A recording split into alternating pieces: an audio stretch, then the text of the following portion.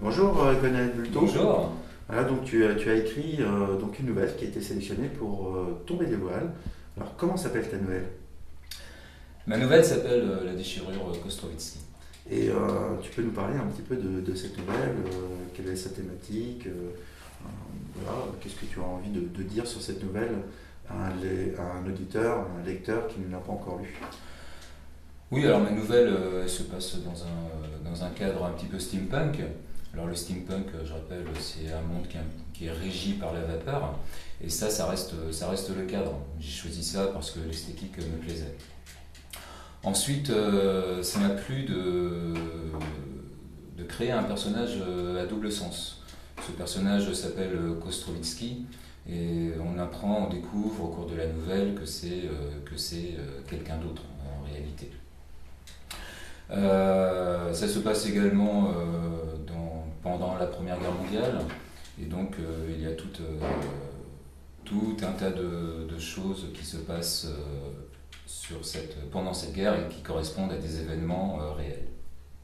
D'accord, donc tu es parti d'un personnage en fait qui est connu donc, Oui, dans cette époque.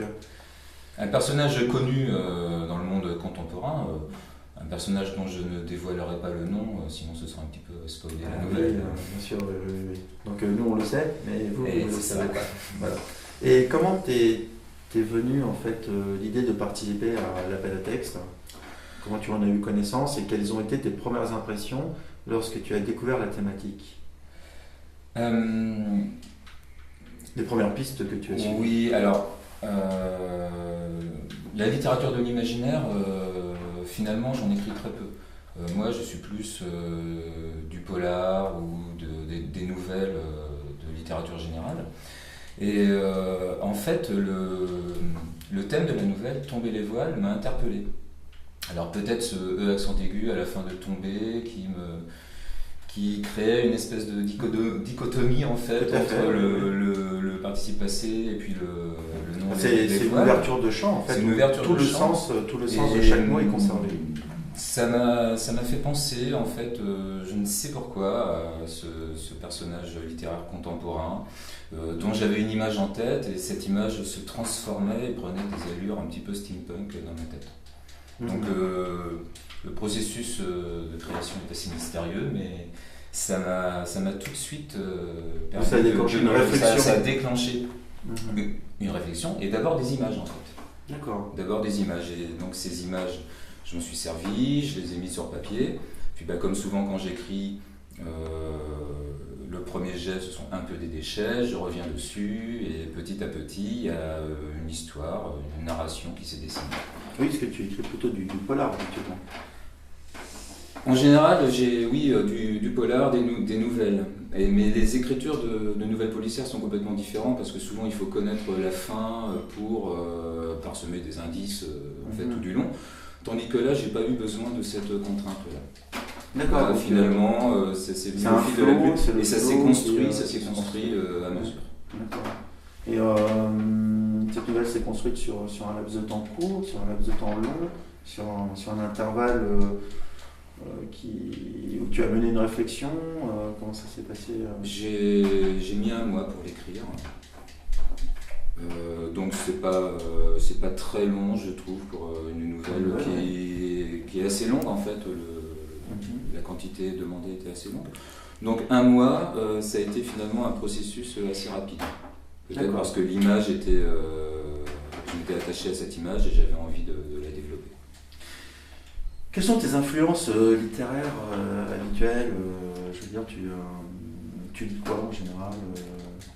Est-ce que tu te nourris d'autres lectures ou est-ce que tu es de ces auteurs qui s'enferment dans leur tour d'ivoire et qui n'aiment pas être influencés par ce qu'ils ont déjà lu? Alors je lis énormément. Je peux lire 2 à 3 livres par semaine. Donc dans tous les domaines, littérature générale, policier. Très peu de littérature de l'imaginaire. Bon, alors j'ai été obligé de lire Game of Thrones récemment, mais sinon sinon très peu. J'ai beaucoup lu de science-fiction quand j'étais plus jeune étudiant. Donc, Les auteurs américains? Ou pas mal français? pas mal d'auteurs américains, plutôt Asimov. J'ai beaucoup aimé Richard Matheson aussi. Oui, oui, oui, je suis une Euh, J'ai également beaucoup d'affection pour Solaris de Stanislas Lem. C'est une référence pour moi, que ce soit le livre, mais aussi le film de Tarkovsky. J'aime beaucoup, ça génère une angoisse extraordinaire, extrêmement bien maîtrisée. Et sinon, en littérature policière, j'aime bien les auteurs engagés comme Caril Ferret, par exemple. Et en littérature générale, une de mes auteurs préférés, c'est Joyce Carol Oates, une américaine qui écrit 2 livres, 3 livres par an, et à chaque fois d'une qualité redoutable, où elle met en exergue les mots de l'Amérique moderne. En fait. Oui, d'accord. Ouais. Donc, voilà ce qui m'intéresse. Donc, tu t'interroges beaucoup sur le rapport que tu entretiens avec justement le monde. Oui. Ça, c'est dans mes écrits, la société a une grande influence sur le comportement des personnages. Et ça a du sens. Et mes personnages sont souvent oppressés par cette société. Ce sont des produits, tu penses, de la société ? Des produits de la société. Alors disons par exemple dans la nouvelle sur Kostrovitsky, la déchirure Kostrovitsky, le fait que ce soit dans un univers steampunk, c'est pas anodin, parce que dans ce genre d'univers-là, souvent la société est extrêmement cloisonnée. C'est-à-dire quand on fait partie des couches populaires, on reste dans les couches populaires. Alors, on n'a aucune chance de s'en tirer. Ça me fait penser un peu au système des castes. Ça fait penser au système des castes. Oui. Donc il y a une pression sociale qui fait que les gens restent à leur place et n'ont pas beaucoup de chances d'évoluer. Oui, la pression, c'est la vapeur. Entre autres, la pression vapeur. Donc, et donc ça, ce sont des sujets qui m'interpellent et qui font écho à certaines situations contemporaines. En fait. Donc ce cadre-là, steampunk, permet aussi de parler de choses moderne, contemporaine. Donc toi, l'écriture doit amener justement l'écrivain à livrer, à ses lecteurs, justement, son rapport au monde, par rapport, aux visibilités. Oui. Aux visibilités qui finalement peuvent échapper à certains, à les éveiller peut-être quelque part à ce réel. Oui, complètement. Comme le cadre social, le cadre de la société est important, c'est montrer au lecteur la puissance de ce cadre, la puissance de sa condition, peut-être la perversité de ce cadre, l'influence qu'il a sur les esprits, et peut-être mettre une lueur d'espoir en disant qu'on peut se libérer de ce cadre, ou au moins en être conscient, sans l'affranchir, et le comprendre, sans l'affranchir. De comprendre en fait les conditions de température, de pression qui amènent l'être humain à devenir le propre sujet de son expérience. C'est une belle métaphore steampunk. Merci. Et donc, si tu gagnes le prix 1000 saisons, quel est ton projet ? Quel projet tu vas mener dans cet univers steampunk ? Tu vas t'orienter vers un roman, vers un recueil de nouvelles ? Qu'est-ce que tu comptes faire en fait finalement ? Quel est ce projet ? Si je gagne le prix 1000 saisons, l'idée c'est de faire un roman. Donc ce roman reprendra quelques personnages de la nouvelle, mais en abordant de manière plus importante les différentes couches de la société. Donc il y aura beaucoup plus de travail et de narration à propos de personnages alors, le titre est issus du foyer métallurgique en fait. Alors le titre est très parlant, la déchirure, c'est-à-dire qu'on a l'impression que pour justement aller explorer cette société, il faut vraiment en déchirer la trame pour en comprendre justement tous les tabous, tous les interdits finalement qui amènent en fait l'individu, qui amènent le processus d'individualisation et qui finalement n'est qu'une prison avec des barreaux dorés. Dévoiler la réalité, c'est vrai, demande un certain effort et peut être douloureux. Il faut fendre en fait, oui, c'est il y a une espèce de douleur. Il faut fendre en fait. Fendre et ça ne se fait pas tout seul. Donc il faut déchirer quelque part. Il y a une certaine déchirer en fait cette bulle en fait qui nous enferme et qui nous maintient dans un train-train. Oui, dans un train-train, oui, on parle de vapeur. Ouais. Et donc, et tu penses quoi que pour toi, le progrès humain, c'est quoi Est-ce que c'est un progrès technologique? Est-ce qu'encore la technologie peut amener, puisqu'on parle de ce début de l'industrialisation avec la vapeur, est-ce que tu penses encore aujourd'hui que le progrès technologique peut apporter justement ce progrès humain tel qu'à l'époque on le pensait avec l'invention de la vapeur? Théoriquement, le progrès scientifique et technologique doit être lié à une utopie, en fait, au bien-être humain. Et l'utopie est-elle encore possible? Il suffit d'y croire, peut-être. Alors, l'utopie est-elle encore possible? Alors, je sais que nous, au Grimoire, on lutte contre les croyances, hein, justement. Hein. On pense qu'il vaut mieux avoir la foi que de croire. Je sais pas trop quoi répondre à ça, en fait. Ouais, c'est un peu un piège. Hein. Oui, bah ouais. Toute croyance est un piège et lorsqu'on veut s'en sortir, on se dit tiens, il faut avoir la foi. Il faut avoir la foi en l'utopie. Avoir la foi dans le renversement du monde, voilà. Peut-être. Alors, tu préfères croire en l'homme plutôt qu'en Dieu, peut-être. Complètement. L'idée de Dieu a complètement disparu de mes schémas. En fait.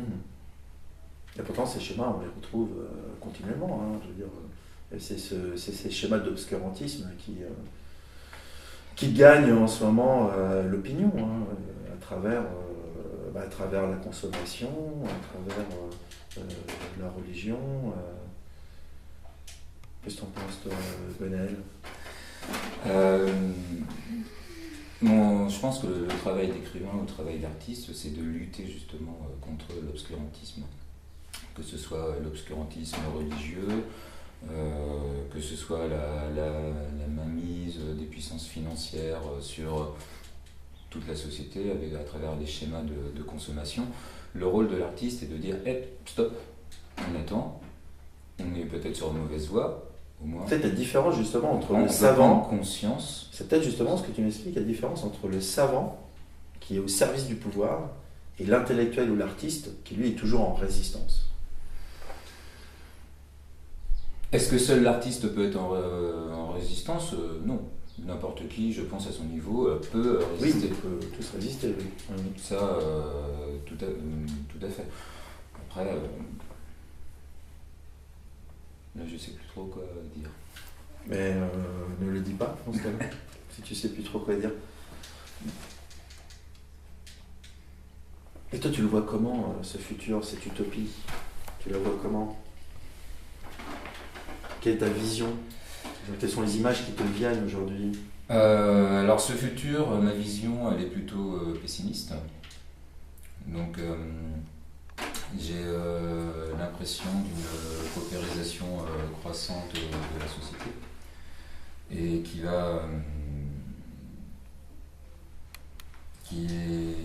qui est contrôlée en fait par des politiques où on met en exergue l'individualisme des individus, en négligeant complètement tout ce qui est solidarité, équité, etc. C'est-à-dire dans leur case, on leur accorde une liberté finalement qui leur fait mieux accepter leur propre chaîne. On leur donne des libertés qui leur font accepter ses propres chaînes, donc des espèces de fenêtres ouvertes.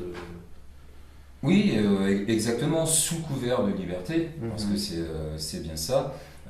On restreint les droits des individus en fait. Donc on le voit avec certains services de taxi où les gens sont soi-disant des travailleurs indépendants et qui en fait sont des sous-travailleurs, sont finalement exploités. Et tout ça en leur disant vous êtes travailleur, vous êtes auto-entrepreneur, vous êtes indépendant, vous êtes libre. Et en fait nous. Et ça, c'est la perversion. C'est la perversion de la société. Où, en fait, aujourd'hui, on explique que, ou même la solidarité est pervertie. C'est-à-dire qu'à travers des processus et des réseaux qui sont mis en place, on s'aperçoit que finalement, Autrefois, lorsque quelqu'un s'arrêtait et prenait quelqu'un en stop, c'était ça la réelle solidarité. Aujourd'hui, quand tu vas sur un site internet pour réserver une place, le service devient payant. Et bien le service devient payant. Voilà. Et c'est une population qui est dans le besoin, qui offre ces services-là. Donc en fait, on n'est plus dans la solidarité, on n'est plus dans le partage, mais on est dans le commerce. On est dans le commerce et le profit individuel. Et le profit individuel. Alors que c'est un profit qui est sous-évalué, totalement sous-évalué. Et finalement, ça ne peut durer qu'un temps. C'est un appauvrissement finalement. Un appauvrissement général, oui, de la société et du lien entre les individus. Les gens, entre les Un lien des individus qui pouvaient se passer justement de cet échange financier. En fait, on les amène, sous couvert de solidarité, à retrouver un lien financier entre eux. Alors que... C'est ce que je pense en fait, et c'est ce que j'essaie de faire, venir, de faire apparaître dans mes écrits. Donc on va rappeler le titre de ta nouvelle. Donc c'est La déchirure. La déchirure. Et ça porte bien son nom. Et La déchirure. Kostrovitsky. Et vous découvrez qui est Kostrovitsky à la lecture de la nouvelle. Exactement. C'est d'en tomber les voiles. Votez pour Gwenaël. Il le mérite. Et bonne lecture.